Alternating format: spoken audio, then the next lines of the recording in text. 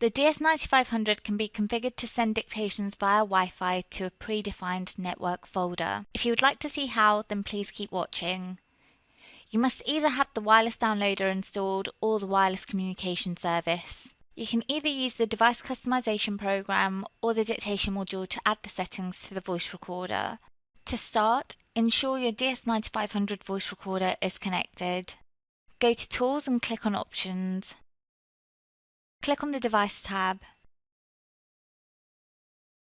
Click on Wireless Network down the left-hand side. Switch the Wi-Fi setting to on and click Add to enter your Wi-Fi network details.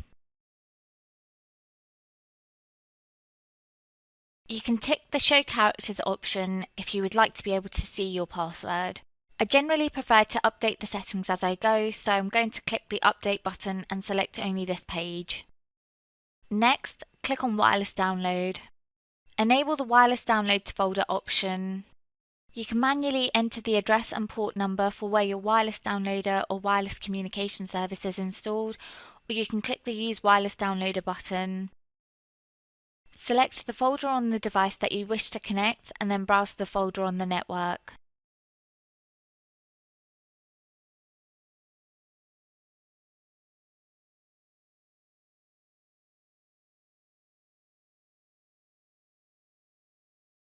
If your software folders are already mapped to the network, then you can click on the Sync with Folder Settings button. Click Update and select only this page.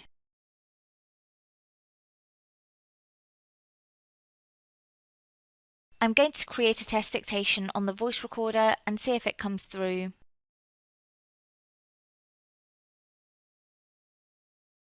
By default, the folders are set to refresh automatically every 10 minutes, so I'm going to manually refresh the folder. As you can see, I have just sent this recording from the DS9500 without physically connecting it to my PC.